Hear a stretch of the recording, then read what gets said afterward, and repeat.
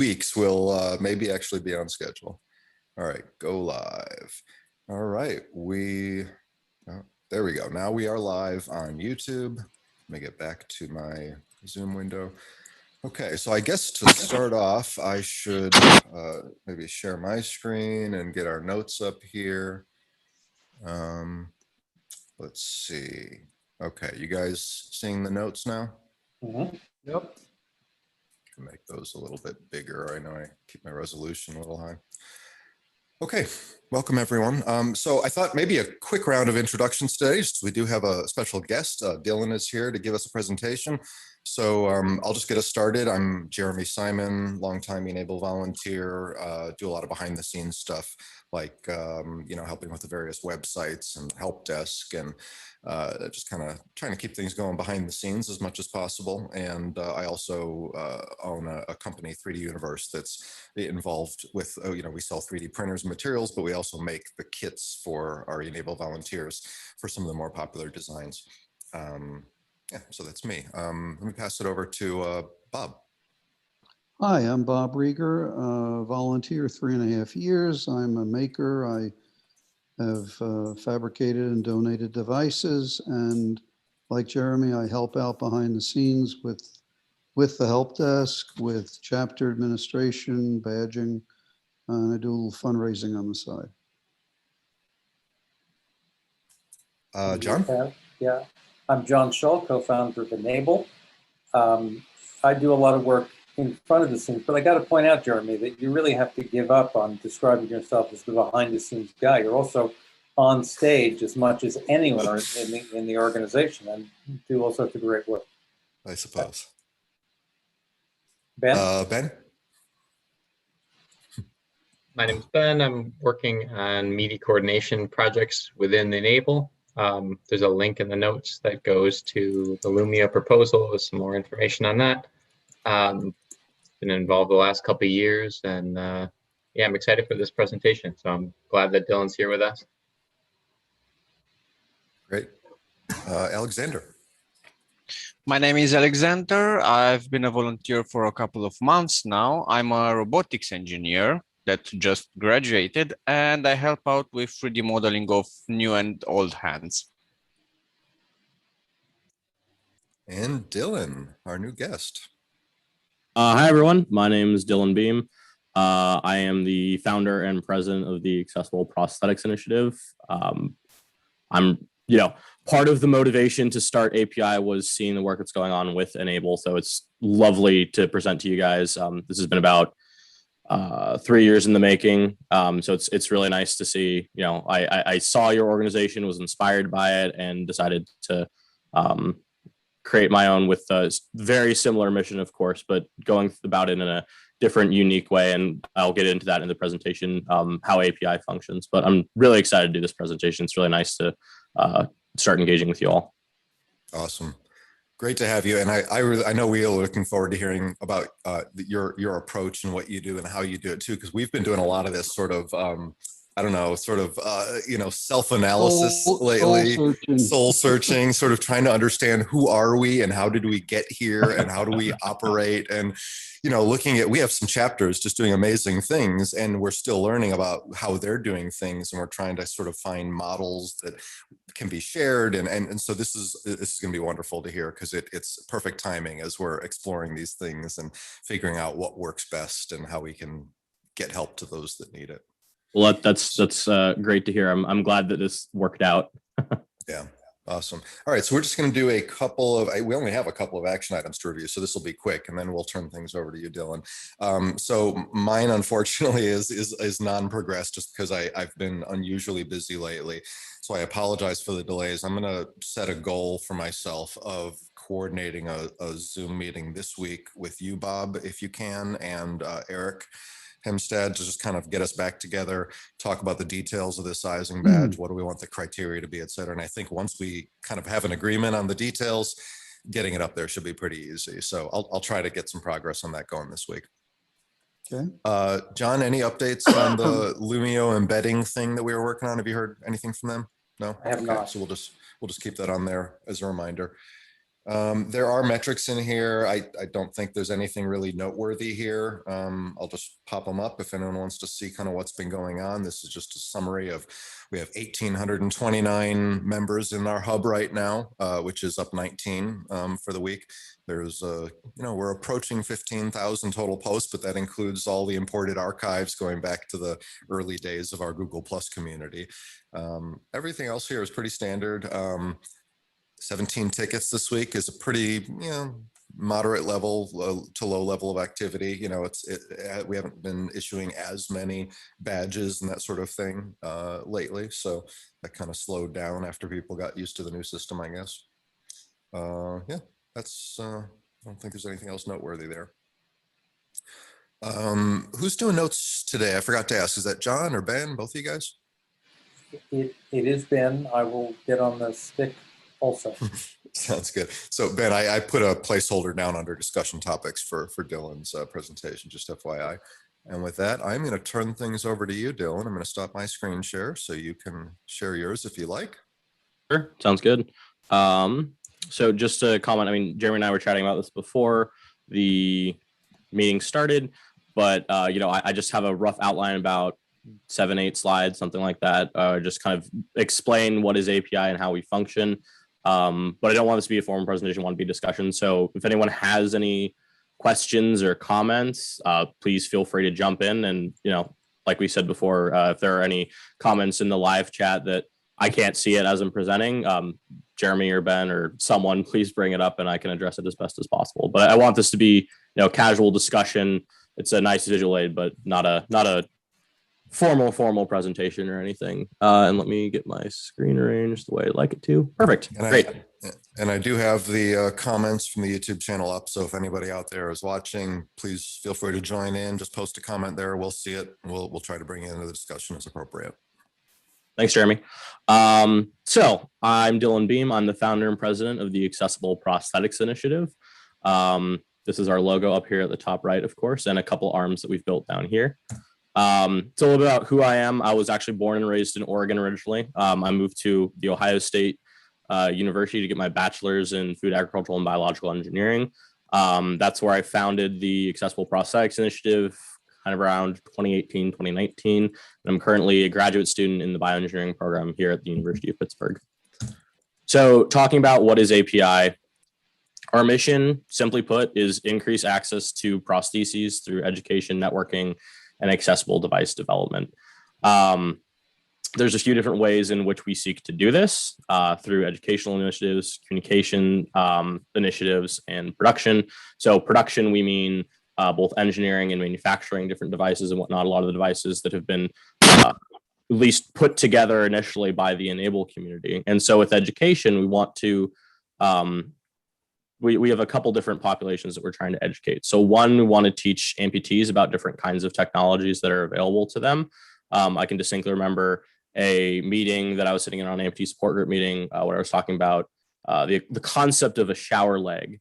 And a lot of people in that meeting were really excited about that concept, and none of them had heard of any. But if you look around on the internet, you can find a few different devices that are classified as a shower leg or an aquatic leg that are available. So one thing that we're trying to do is kind of compile all the different kinds of devices and medical practices that could be helpful to amputees and teach them to amputees in a digestible way, preferably in like a non-technical way. It's not like a technical description that you see from an engineer or a scientist or a doctor, but in layman's terms, what does this mean to you and how can this help you?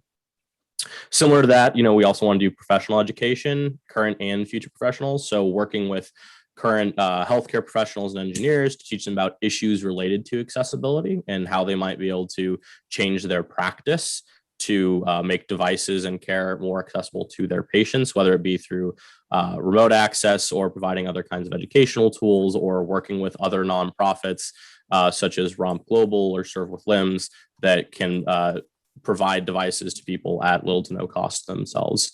And then working with future professionals, so both college students and middle school and high school students, teaching them also about issues related to accessibility, getting them engaged in a hands-on way, teaching them about API and our mission, and with the hope that since they are the next generation of clinicians and engineers, that we will impact their education, and they can bring it to their practice as they become that next generation of engineer and clinician and so on and so forth.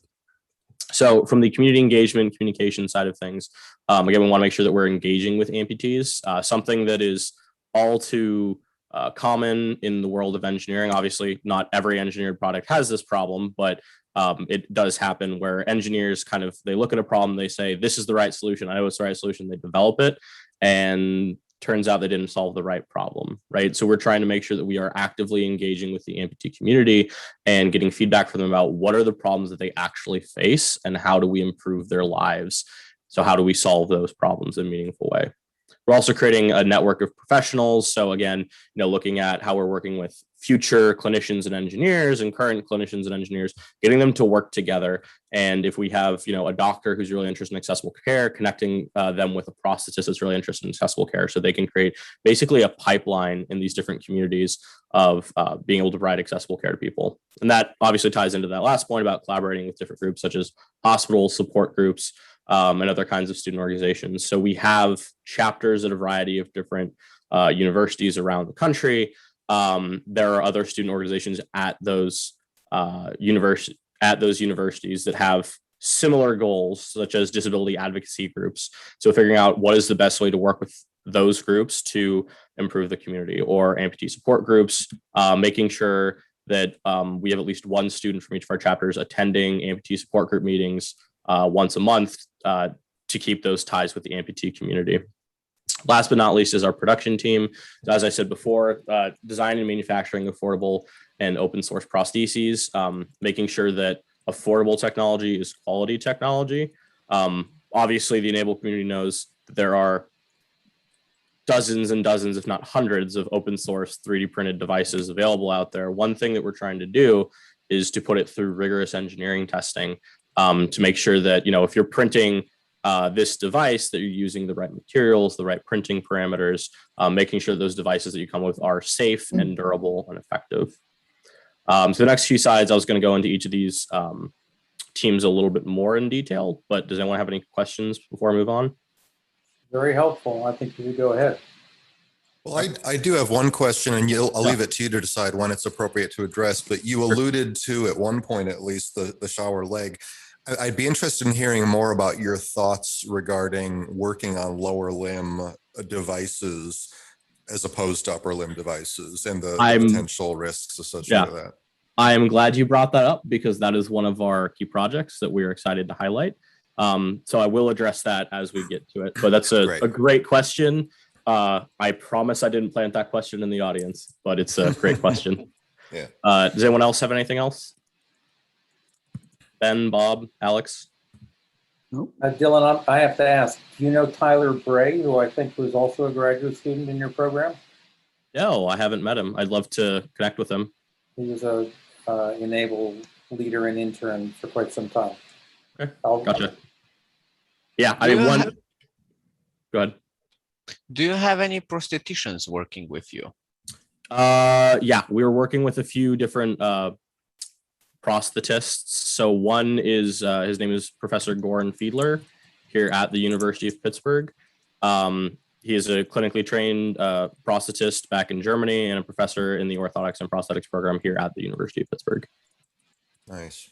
And have you considered any clinical studies for any of the current prosthetic models? I mean, it's a consideration, but we're not quite that far along. So as I said, the idea behind API, the seed, the spark, whatever you want to call it, came to me in the summer of 2018, so about 3 years ago. Originally, it was a grant proposal at Ohio State, which then turned into a club at Ohio State in January of 2019. And it was just a club at Ohio State until about when the pandemic hit last March.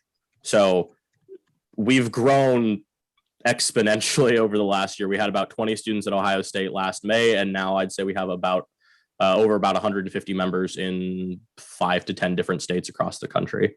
So Alex, to your point, yes, it is a consideration. It's in our mind, but it's not in the very near future just yet. Thanks. Yeah, absolutely. I've got a quick question, not Absolutely. to take us too much on a walk, but you mentioned in this slide networking professionals, which is really interesting. I'm curious if you've had any success networking with amputees or people with limb difference, any kind of community support, not just the doctor to device user, but device user to device user kind of community development. So we have not been focusing too much on the device user to device user connection. And the reason behind that is there's already infrastructure to do that, right? So part of our philosophy with API is we don't want to be solving problems that other people have already solved. And at that point, we want to connect them with those resources. So the Amputee Coalition has a bunch of amputee support groups available all over the country. And we just haven't found that there's a need for us to be doing that. In Pittsburgh alone, there are 4 amputee support groups at least that I'm aware of, and it's possible there are even more. Similar in Columbus, Central Ohio, there's a handful of those.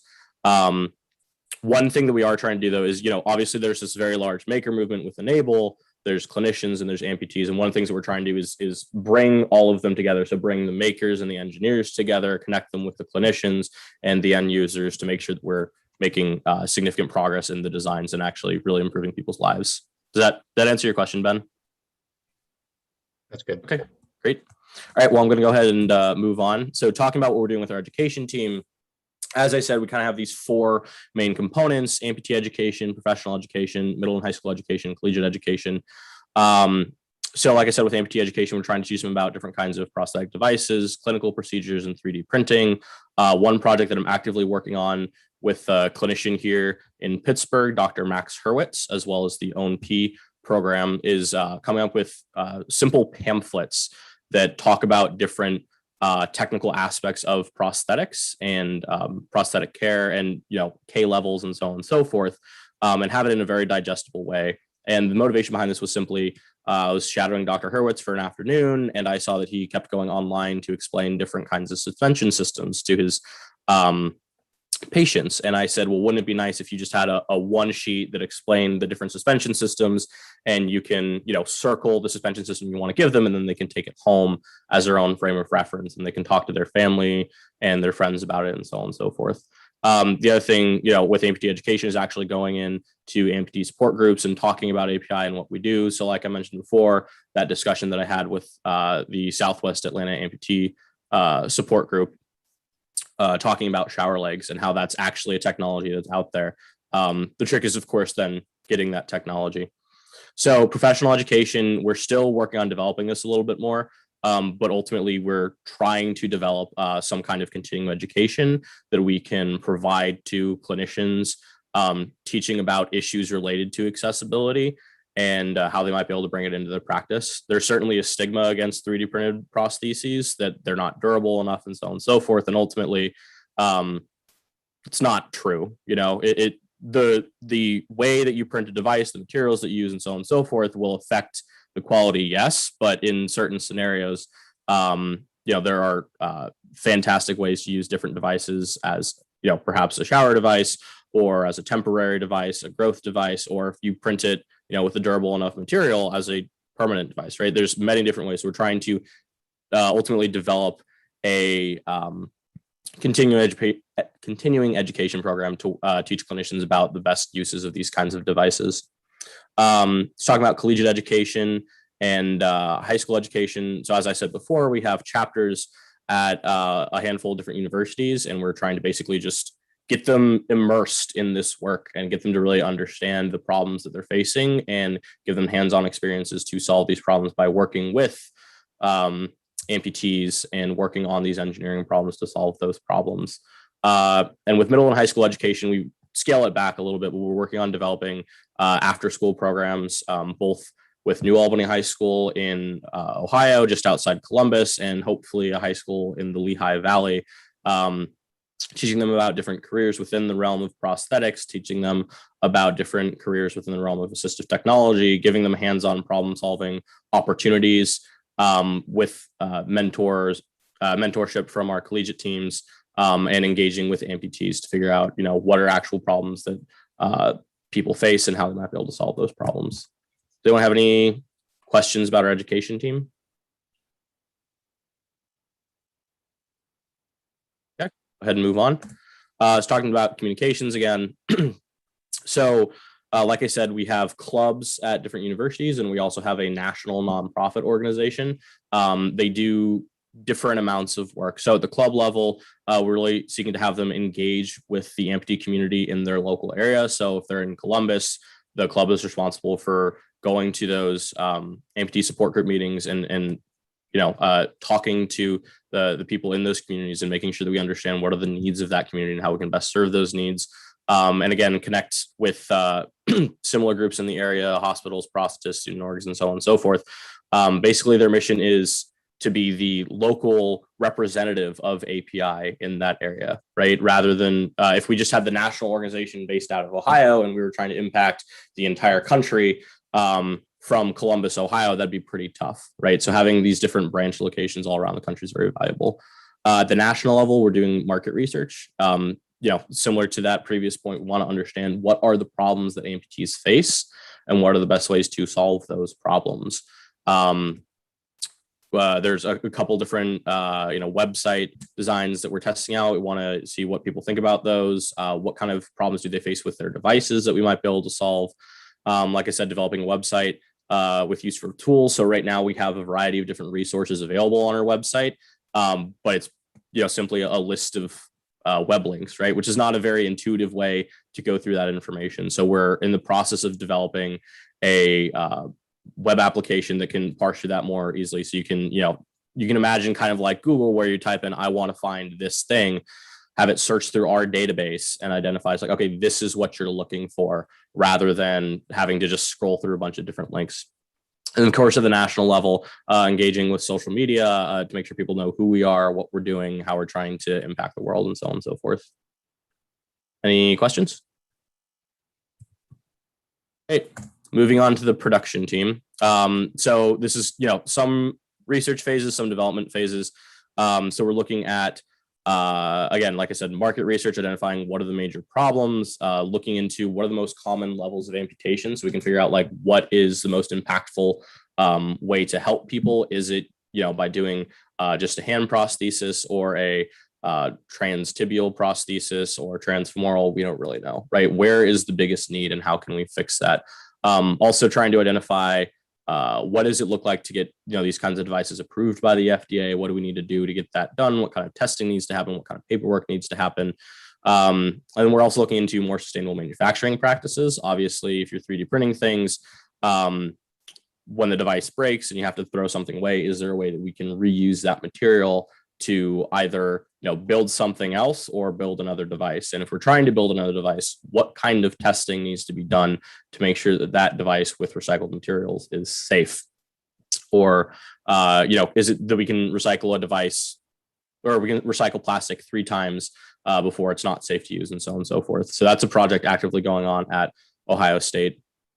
And we have a couple of different development type projects. So we're trying to improve socket fit, and we are going into lower limb prosthetics at the University of Pittsburgh. So there's a group of 5 undergraduate students working with Dr. Fiedler to look into, is it possible for us to 3D print a lower limb device, since about 80 to 90% of amputees are lower limb amputees.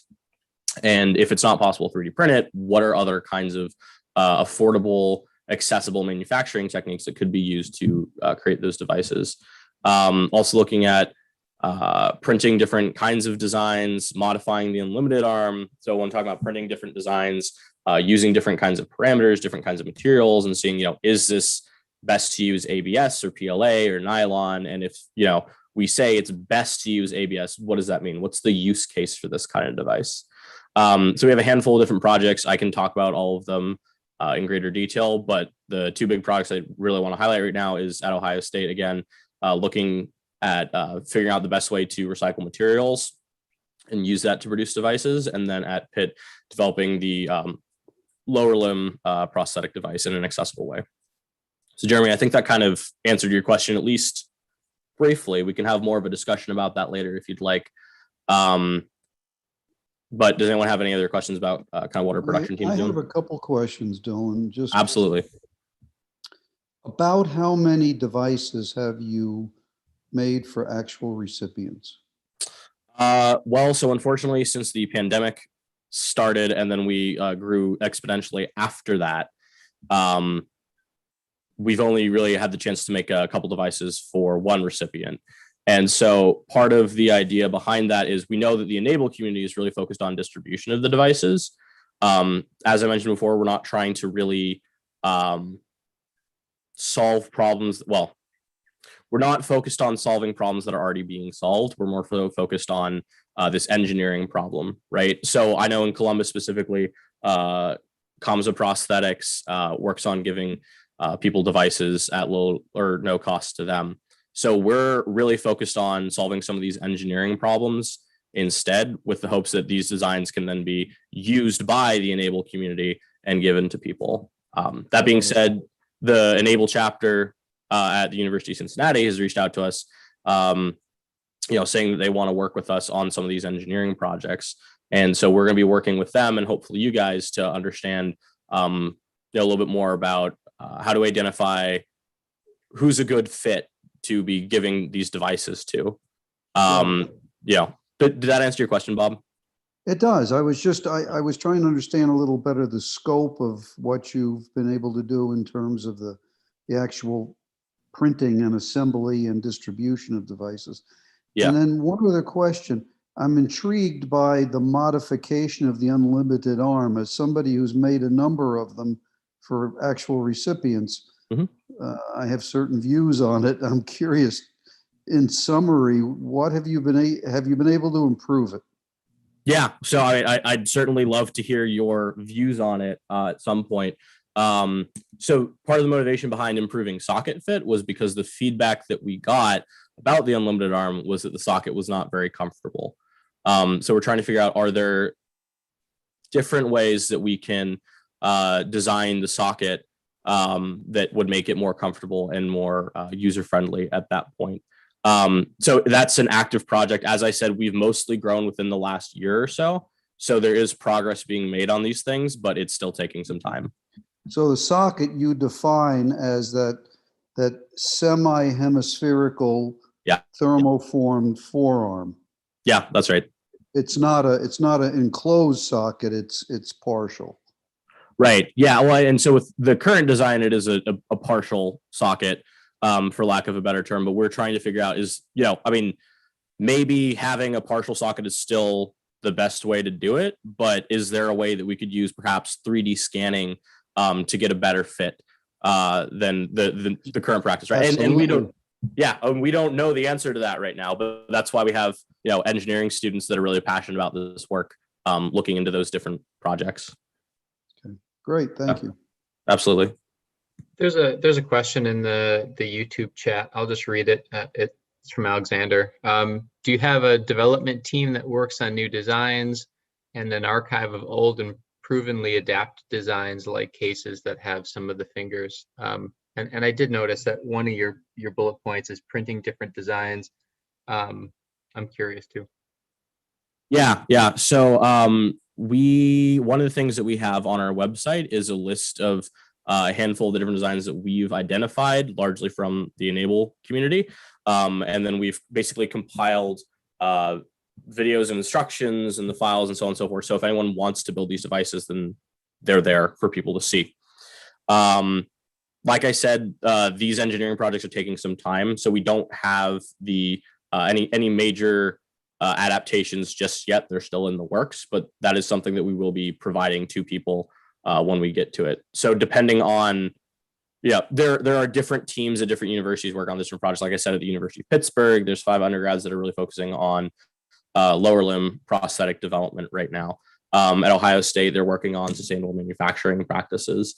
So we're working on a lot of these projects in parallel. And when I'm talking about printing different designs, one other project that's going on at Ohio State is figuring out how do we create a 3D printed bypass prosthesis. So the people that are engineering these different designs, making these different designs, can actually experience what is it like to use this design. Is it actually as effective as I think it is, or do I need to improve some of the mechanical coupling? John, I think you're trying to say something. As usual, a bypass prosthetic sounds like what we call an empathy arm, something that you can put on a full arm and still get to manipulate things with the prosthetic. Is that right? Yes, I would tentatively say yes. I'd have to look at what exactly you're talking about, but the way you're describing it sounds like the same thing. Okay, got it. Cool. Yeah. Those, you said on your website you have sort of these reports of your reviews of current prosthetics, how they work and don't work, sort of like from the engineering standpoint. That could be really useful if they're public. Yeah, so I would, maybe I misspoke. Maybe there was mishearing, but there's been miscommunication. We don't have reports on these different devices just yet. Right now we have basically like this is a device. Here's where you can get the files. Here's the crash course and how to do it. Right. So it's simply providing the information to people in a centralized location. Ultimately, we would like to have engineering reports on these different devices. Talking about like, okay, we did, ISO testing on all these different components with, these printing parameters and so on and so forth. With the motivation being, like what you said, to make it public, so people can understand. It's like, okay, well, based on the testing that they did at, this university at this time, it would make sense to use nylon with, 80% infill or something like that. I'm just spewing out numbers here. Those are not actual numbers that you should be using. But you get the gist of what I'm saying. So based on the testing, people can have a better sense of what is the right printer, the right materials, the right parameters to use when making devices. Great. Yeah, I know there's been some interest in the hub, a couple different projects going on. I'd be happy to connect you to some of those teams. Yeah, that'd be great. One thing that we are actively working on is figuring out what's the best way for us to engage with groups that have similar missions that are not explicitly like an API club or something like that. So working with, API or e-NABLE at the national level, working with different e-NABLE clubs. I also know that there are at least a handful of different university clubs around the country that aren't officially affiliated with e-NABLE or API. So what's the best way for us to engage with API specific groups, e-NABLE specific groups, and anyone else? Well, that is soon going to be our main topic of conversation with you. This was an excellent presentation. I'm wondering if you have further slides or whether we're now in the free-for-all period. I think I have one or two more, and they're very brief. It's just I think it's just okay. Yep, two. So to the question about where's API, as I said, I am from Oregon originally. I moved to Columbus. Dylan, I'm sorry to interrupt, but I actually had one question before we moved on from that slide, if you don't mind. That's fine. In terms of the FDA approval goal, my understanding of that process, which may be very limited, is that when they look at something, they're going to be looking not just at the design, but they're going to be looking at the production facilities and production That's methods. Correct. Yep. How do you deal with that in a case like this, where it's a bunch of random volunteers with random 3D printers? Yeah, no, that's a fantastic question. And so we have not come up with a entire answer to that just yet.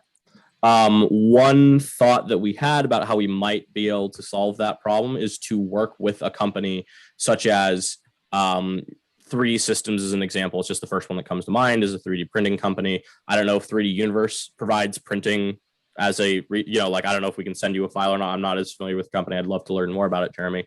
But working with one of those companies that already has these facilities that have been approved by the FDA and whatnot, basically it's like we get the design approved to be printed with these standards, with this company, right? Right. And so then, if a prosthetist would like, to make sure that they have the safe FDA approved device, then they can work with 3D Systems to do that, right? Or so obviously Shapeways or something like that. Yeah, exactly. And there are a bunch of on-demand 3D printing companies out there. Can't say I'm privy to all of them. 3D Systems is just the one that I've used in my research at. Right. Yeah. That answer your question, Jeremy? It does. Thanks. Okay, absolutely. Yeah. And again, I'd certainly love to hear other people's input on this we're a team of about I'd say 150 strong, and that's went from 20 to 150 over the last year or so. But obviously, e-NABLE has almost 2,000 people working with you guys. So any feedback that anyone has, I'd love to hear about. And I'll have my contact information on the last slide, and I'll just leave that up as we discuss. So before we get to that, where is API? So like I said, I'm from Oregon originally, the Portland area, and then I moved out to Columbus, where I started API. So we have a chapter at Ohio State. Now we have a chapter here at the University of Pittsburgh. This isn't entirely up to date yet, but we're also working on a chapter at the University of Maryland, down at Georgia Tech, up here at Brown University. And then we also have people across the country in Oregon, Washington, Los Angeles, Colorado, and Texas. So we're expanding very quickly. We are still very young though. That being said, if anyone wants to work with us, if anyone, is a university student and they want to start an API chapter or work with us, and if they're not at a university, we have people that are volunteering with us that are university students, people who are not university students, people that are working full time. At any level, we would love to work with you. And to that point about, figuring out what's the best way to engage, here's our contact information. If you want to email me directly, president@apiprosthetics.org. This is our website, and then you can follow us on Instagram, LinkedIn, or Twitter at API Prosthetics. John, I'd love to talk about how we can engage in a more systematic way. As of right now, basically, I've just said, when we start a chapter, we need to get them cleared. I don't know what's the right way to do it. Get them certified as an e-NABLE chapter as well in their area to tap into your network. But I'm sure there's a much more systematic way that we can do that. Well, absolutely, and that's a great place to start. It's a great presentation. I like the systematic way you're going about doing this. Thank you. We would love to add all of your chapters, or any of your chapters that want to be, to our list of chapters. We'll put them on the map. We have a process for doing that Ben and Bob can follow up on. Have you spent any time on the e-NABLE Hub? Personally, I have not spent a bunch of time on it, unfortunately. So that's this community space that we have, successor to our original Google Plus community. And it has all sorts of facilities and processes for supporting chapters and individual makers, as well as for qualifying chapters, etc.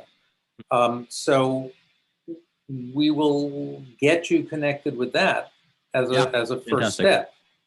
But we don't have an educational network per se. We've seen the need for one, and it looks like you have a vision for a systematic process for sort of inducting university chapters into a fairly uniform practice. That's right. We've been thinking about that. We do have a very successful constellation in the Southeast. Jeff Powell's group, Helping Hands, which has created quite an elaborate handbook, which we are reviewing in parallel with this much awaited presentation of yours. So that's the first thing, is just to introduce you to the hub, see if we can get you and your chapters to share your work and our facilities there. And without, I think, threatening your autonomy or your independent vision, which I really value and appreciate, I think it would be great to simply start considering your chapters as also being e-NABLE chapters, so that when people need prosthetics, they can reach out to those groups as well as to others. Yeah, absolutely. And so I mean, obviously the way we got in contact with you is through our Ohio State chapter became an e-NABLE chapter, and then you were trying to interview newer chapters. And I was told by our OSU president that happened. I was like, hey, let me talk to them, because I want to talk to them, since we're already in that method of communication. And the way that we connected with New Albany High School, where we're trying to develop our after school program, they found us on e-NABLE as well, or through your e-NABLE hub, and they said, hey, how can we help print devices? So OSU hasn't had anyone reach out yet, but again, that's kind of to the point about Hamza 3D. already, develops the devices. And I don't know if you guys are familiar with Form 5 prosthetics, also Absolutely. based out of Columbus. Yeah. So Aaron, yeah. in Columbus specifically, we would not be filling that need, right? That's interesting. Yeah. Yeah. So that's part of, to that point about, Bob's question about how many people have we given devices to? Well, if other people are serving that need, we're trying to figure out what are the other holes in the community that we doesn't can seem to be the main focus. In listening to your presentation and excuse me, looking at how we compare, I see another area of opportunity potentially, because one of the differences that I see obviously is just the nature of our organizations. This is a bigger conversation, but fundamentally e-NABLE being a non-organization, essentially, there is nobody in charge of e-NABLE. It's just this collection of volunteers and chapters. Right. That has some challenges as compared to an organization like yours that has a president, somebody in charge that can say, you can listen to all your team members and get input from everybody, but then you can say, all right, here's what we're going to do. And you can actually get things done in a way that is sometimes a little bit difficult for us because we need consensus on everything. Right. Combine that with the fact that you have access to sounds like some skilled prosthetists, you have the right knowledge base there. You mentioned some things like putting together little leaflets or brochures. Little things like that could be very valuable contributions as sort of open source, document releases. Yeah. In other words, the same thing that we did years back that allowed you to do what you're doing, that is releasing open source designs. Look, your engineers might come up with some new designs down the road, but like you said, that takes a lot of time. They may or may not come up with something worth sharing. But some of these things that you mentioned along the way, like some of the guidance, some of the overview documents that you're going to come up with, I think people in our community are hesitant to put together things like that because nobody wants to put themselves forward as here, this is going to be for the community. Nobody wants to be that official voice, but you're in a position where you could put things together like that in a very high quality. And if you're willing to make some of those things available to our community where we could leverage them, that could be a great value as well. So there's other, I think, opportunities for collaboration other than the production of devices side of things. Absolutely. And so Jeremy, to that point, what we ultimately want to do, Ben, I saw you raise your hand. Don't worry. I just want to respond to Jeremy.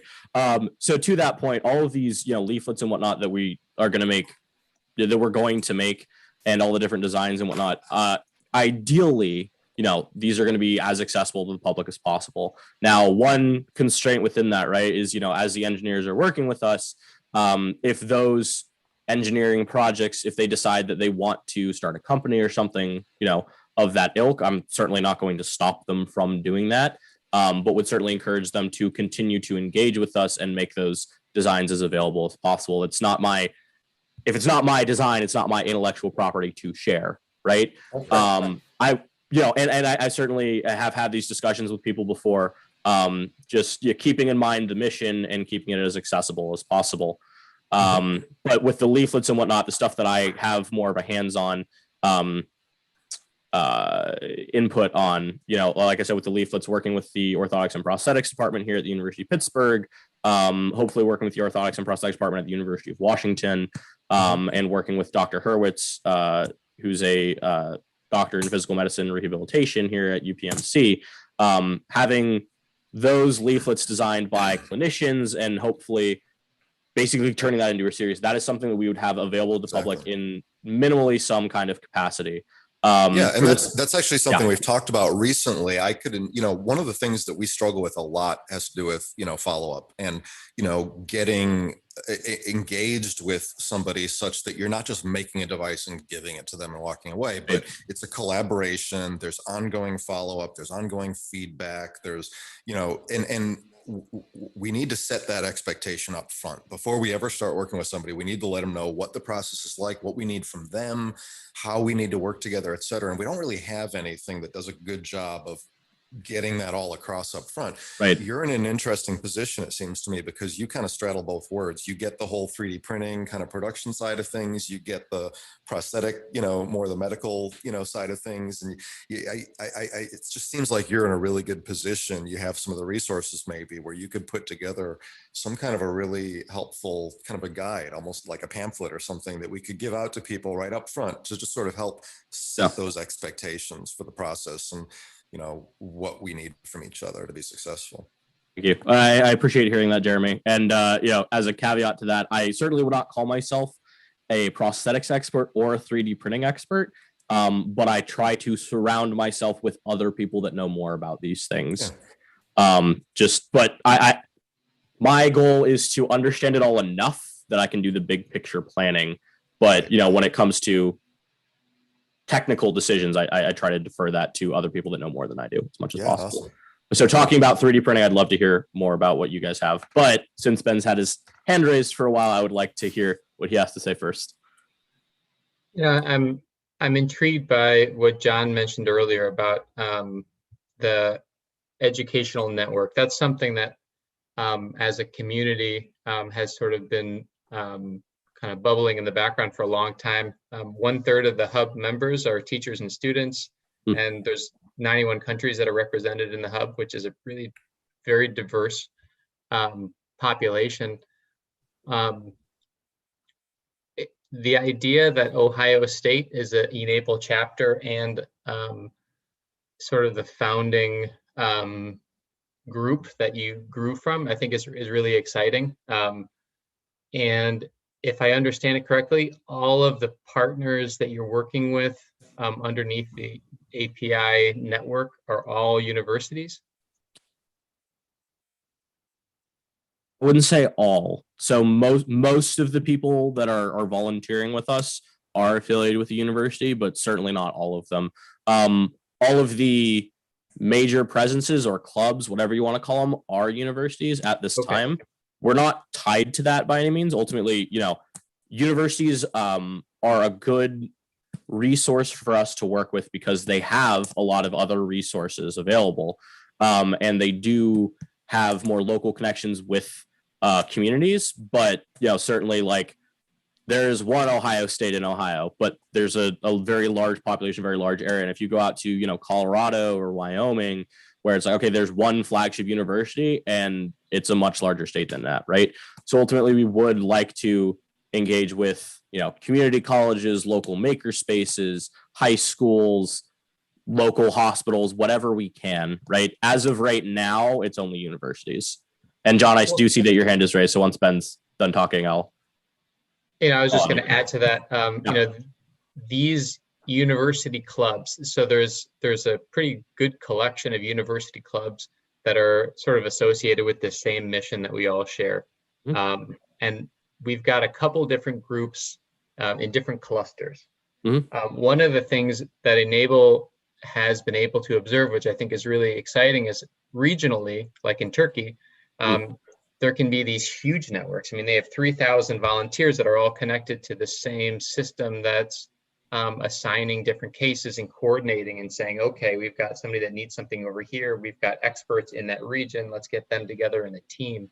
I'd love to learn about some of the coordination that you guys have been doing with this network and see if that could be a model for some of these other schools, and maybe bring all of the clubs together, all of the universities that are partnering with different schools, and see how that scales. Yeah, absolutely, Ben. And so that's something that we've been talking about actively. As I said before, University of Cincinnati e-NABLE had reached out to us. The e-NABLE chapter at Notre Dame, their president is actually working on one of our projects right now over the summer at the University of Pittsburgh.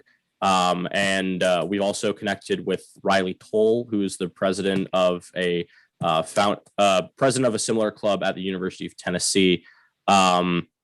And so we've been chewing on that idea about, like, what is the best way for us to engage with all these different universities. One thing that we are starting to do, we're piloting it this year, is we will have an API retreat where we actually provide training to our different clubs about, leadership techniques and recruitment, community engagement, internal communications, how do they function effectively as a club, and so on and so forth. And hopefully, this is on our radar, something that we would like to do in the future, but we don't have a date for it, so no one hold me to this. Eventually having some kind of almost 3D printed prosthetics conference, but specifically built for colleges and community members, where it's hey, I'm volunteering. I'm not a researcher necessarily. I'm not a scientist necessarily, but I am part of the API community or the e-NABLE community. And again, providing a centralized location for training resources and so on and so forth. So it is something that we definitely thought about before, Ben, and I am really excited to get that going. Part of it, of course, is a matter of time and effort. I'm a graduate student, and everyone else is a volunteer as well. So there's only so much that we can do at once. And we are very young, but it is certainly something that we've been thinking about, and I'd love to hear more input on it. And if you didn't have anything else, yeah, John. You're a graduate student of what? Bioengineering. Bioengineering. What year? Just finished my second year. Cool. And that's at Pittsburgh. That's correct. University of Pittsburgh. Got it. Okay. Yep. So I did want to say that your outreach and your norm of meeting with amputee coalition groups and requiring, which is not something we typically do, but is a really nice thing, that your chapters have a liaison to the amputee coalition groups is, I think, a really important initiative. I would encourage you to pursue that. I would encourage you to think about ways in which we can together use that relationship, those relationships, and your relationships with the professionals that you encounter at the universities to sort of develop those linkages. Those are clearly critical. They're clearly underutilized. And in some ways, it's harder for us to do that because we're so dispersed and so well-known. And in the early days, we were sort of the sparring partner for the professional organizations. And so they know us that way. I think your university and academic orientation and the way you're going about this make that liaisonship to the professional and support communities a particular superpower for you and your chapters. There's a lot of what you're aspiring to do, which we also aspire to do. And the more who do it, the better. But I think there are certain areas in which you may be able to have some unique successes and some unique contributions to make. And I'm going to be keeping an eye on those. And I suggest you do also, because one of the challenges we're going to have is to figure out the synergies between what you are attempting to do and what we are also attempting or continuing to do. Right. Yeah, I appreciate all that, John. So my question actually was, do you have sort of a charter or guidelines for your new chapters that say, these are the rules, this is what you need to do, here's how you reach out to amputee coalition groups? Because that practice is one that I don't know whether we will require, but we might well say, here's a group that is specialized on this particular practice. We think everyone should be doing this practice, and you can learn from their document, and you may want to affiliate with them in order to become part of their process, whatever that is. Yeah. So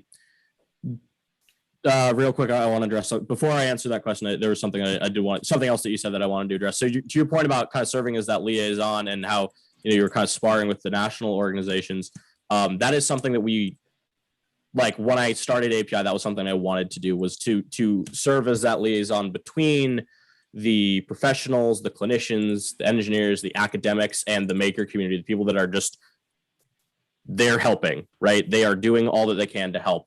It's kind of with that mentality that anyone can help. And whenever anyone says, I want to get involved with API, but I don't think I have the expertise, I'm like, I promise you have a skill set that we can use. And that's part of why we're able to be so large and have, these different projects going on, because we have people that are specialized in, like marketing and advertising. And we have people that are specialized in engineering. We have people that are, clinicians and so on and so forth. We try to have that mentality of everyone has a meaningful skill set, because they do. To your question about, do we have, charters? We absolutely do. We have a chartering checklist that I have developed with the vice president and secretary. His name is Keegan Kalmbach. He is my very close friend from Ohio State. And it was just something that we learned. Yeah, we both have a lot of experience as organizational leaders and community leaders, and something that we realized was the best way to do this from our experiences was have some kind of chartering checklist, have a list of things that someone needs to get done before they can be considered a chapter, and a list of ways that we expect them to continuing to engage with us. Similar to, for becoming an e-NABLE chapter, they have to print an arm, right? They have to print out a different device and send a picture of that. Ours is more elaborate than that, to say the least. It's really kind of a 3-step process that we expect people to get done over the course of about a year and a half. But we basically say, this is what we've seen, works. Go engage with these kinds of organizations, figure out who's in your community to work with. And once, you've found those organizations, this is how you should be engaging with them, because we found the system that works. Now go, follow that system. Sure. Ben, by the way, keeps sort of sending me messages, which I then advance as if they were my own. But one of them is to point out that we have a badging system and a badging infrastructure, which might be something useful for you to use to structure some of your activities with the groups, as well as a way of exposing what other possibilities to your Gotcha. groups. Could you elaborate on that badging system a little bit, please? Yeah, I can actually jump in there.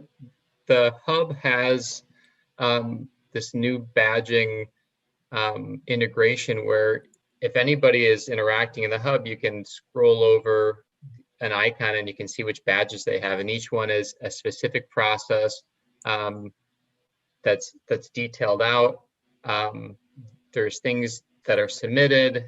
Actually, Bob, who's on this call, is involved with reviewing those cases. That's part of the work that he does. It does make me wonder if maybe API could have if there's some specific educational processes that you guys are doing, we could maybe look at some kind of a collaboration of making a badge series related to that. Yeah. And having that be something that Just could be to integrated. clarify, if you don't mind. So this is a digital badging platform, Dylan. It's actually on the back end, it's badger.io, and they use open standards for, certifying and verifying badges, but they're awarded digitally, and each badge has specifically defined criteria of what you need to submit as evidence. Some of them get manually reviewed, some of them are more automated. But ultimately, these are digital badges that get issued and then can be used in different ways and shared online and that kind of thing. Yeah. Ben, as soon as you mentioned that badging system, my first thought was, how can API be involved in that? And something that might be, valuable to that point, right, is because we have all these different university chapters that focus on this research research and development engineering type projects, right? If we had a badge showing it's like, this is an API university chapter, which means in and of itself, that means that they've gone through kind of our chartering checklist and they're doing community engage, all that kind of stuff. Then the other e-NABLE chapters could know it's like, okay, Ohio State group, they're not focused on, distributing the devices. They're really focused on the engineering projects. And then a group in anywhere in the world can reach out to the OSU chapter and say, hey, can you work with us on this engineering project? Right? We have this problem. Can you help us solve this problem? I think that could be really valuable. I think an initial step would at least be just having an API badge. And then maybe past that, API can work with e-NABLE to provide, we have our internal training and we're not ready to open that up to everyone yet. Our ultimate goal is to make it, available to everyone. We just need to work out the kinks internally first. But then eventually we can have different kinds of modules that people can work through, hopefully. And then that could be involved in the badging system. That's great. And I think that would be an easy way to kind of start getting things integrated a little bit, because like, for example, that ties into, I don't know if you've seen our map on the hub. We have a chapters map, and it's a global map showing all the different chapters. And I could see there being an opportunity for integration there, where we have maybe different colored pins for API chapters, or who knows what, but there's some opportunities to kind of, integrate the organizations there as well. I think. Yeah, I think that'd be fantastic. I do know one of the issues that we've had, right, is since one of the requirements, to be an e-NABLE chapter is that you have to print the arm. Since we have all of the clubs except for Ohio State have been established during this, time of COVID, they've been really struggling to physically access the 3D printers at the universities, right? So it might be one of those things where it's like, oh, well, you don't have to become an e-NABLE organization traditionally to be on this map. It's like you can be e-NABLE or API and all have it on the same map on the hub. And we want them to be both, but to have, just those different colored pins, I think that would be really valuable. Yeah, I agree. Right, and actually the extension of that, we've talked about a separate entity for educational teams and groups. It doesn't necessarily have to be focused on, what we've defined as a chapter is just one sort of way of thinking about it. But 1/3 of the membership is educational teams, and some of them, like the teams that you're talking about, are focused on engineering. They're focused on different aspects of supporting this initiative. So I think that's a really great point. Perfect. Yeah, I mean, maybe there could be different badges. It's like, oh, our focus is in engineering and development, right? Or something like that. And I mean, that could even just be passively said. It's like, if they're an ABI chapter, it means they're focused on education, community engagement, and well, we're actually in the process of kind of regrouping and redesigning some of our badges to address that. And what we're going to have is a grouping and kind of subcategorization so that you'll have a kind of a particular badge design maybe for the API badge, but then they have these kind of ribbon overlays that might have, the specialization. So you can have different badges for those different types. Then. Maybe the API badge just looks like our logo up here in the top right. Maybe, yeah. It doesn't take a lot of design work. It's already done. Love it. You can do that. What you should do is think about or give us the criteria for what it takes for a group to be an API member. Would it be so you were saying some of these are just manually reviewed? Would it be possible just to be like, hey, they want to be an API club, and then have someone in our That's right. Somebody on your team would be made a moderator. They'd be given access to the space that we use on the hub, where it's basically a dashboard. You see all the incoming badge requests, the ones that happen to be of this category, they would go ahead and handle. You just click on them. You can see the evidence. You can review it. You can approve or decline or comment or whatever. So we'd give them access to that facility. Great. Yeah, I mean, that would be really streamlined, because then we don't necessarily have to do any of that information transfer. It's just like, hey, if they're one of your chapters, go ahead and approve them or not. Exactly. Well, that's right. But on our badges, for each badge, Ben's been putting links in the chat there. So the second to last link he put up is the badging page. Yep. So when you have a chance, just browse through there and you'll see our badges. You'll see what we do. We have a description of what the badge is for. Then we have the criteria for earning it, and the evidence that we're looking for, how you submit it, etc. So just if you give us that information and give us your graphic, that's all we need. We can have it set up in minutes. Yeah. I that's why I exited out of the screen share for a minute, so I could open up those links so they don't disappear when the call ends. Cool. Yeah, I think again, like I said, one of the valuable things about that is that other e-NABLE chapters know it's like, okay, they're working with API, so we know that they have these kinds of initiatives. And then another thing this could provide is that if clubs want to become an API chapter, they can request the badge, and then we reach out and be like, hey, you're not on our roster right now. Exactly. This is what you're going to have to do to make it happen, right? But I think the easiest way to do that would just be give you guys my contact information. I mean, obviously you have my contact information, your Keegan's contact information, whoever we want to manage that, and then our logo, and then that's exactly all the criteria. It's just direct it over to them, and they'll approve it or disapprove it or whatever. Right, and all that happens through the hub. So if there are questions, if they want to communicate with the people or have them take further steps, that happens right within the hub. They'll just communicate with them there until they are ready to approve it. I'll have to talk to our leadership team, just figure out who's the best person to do that. Preliminarily, it can be me, but I have other responsibilities that would mean I can't do this indefinitely. But at least to start, I could be that person. Sounds good. Perfect. That's great. Anybody have any last minute questions? Because we got to wrap up soon here. And I see you raised your hand.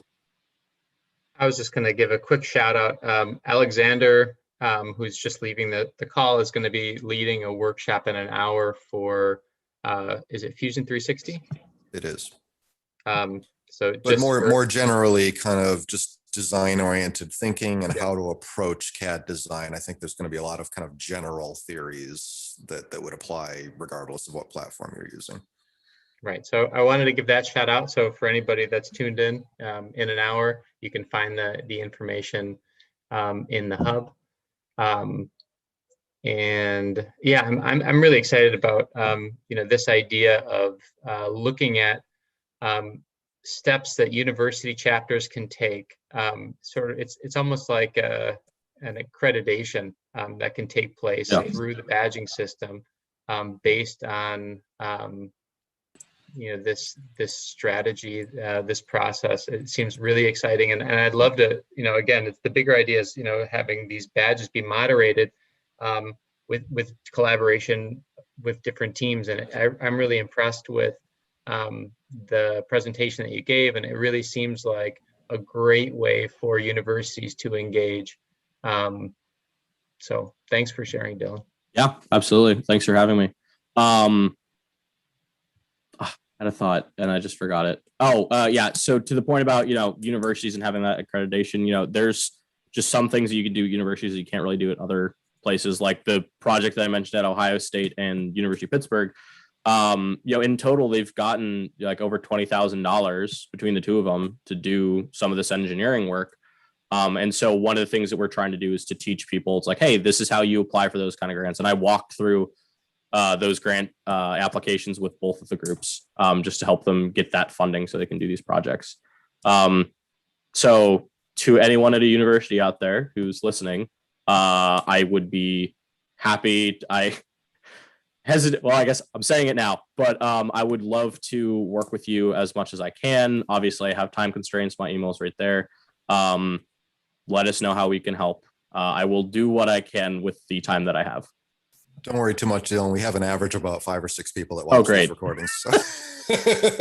I saw the number of 1,800. I'm like, oh, good, 1,800 emails. No, that won't happen. Okay, great. All right. Yeah, thank you so much. So this is, this will be up on our live on our YouTube channel. So we'll get that link over to you if you care to share it with anyone. And yeah, absolutely. Definitely hope we follow up and talk further about how to collaborate. Maybe we can connect just by email and talk about how to kind of follow up on the badging thing. That sounds like a natural next step. And yeah, plug into the hub and go from there.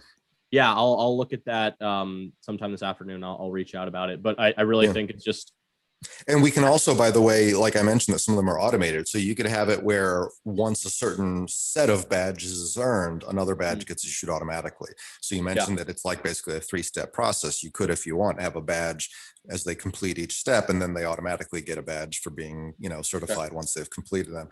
Things like that are available too if you choose.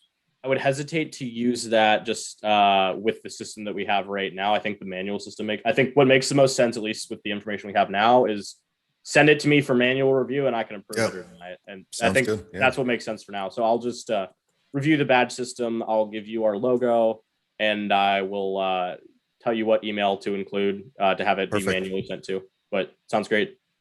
Perfect. All right. Dylan, I pasted some next steps into the chat, which I think are things we already know we want to do. And presumably it's the beginning of a longer development of the collaboration. Thank you. Yeah. Right. Thank you so much. Okay. Thanks, everyone. See you again next week. I'm going to go ahead and stop the live stream. Ben, can you stay with me for a minute? Sure. Have a good week. Bye. Bye. Thanks, Dylan.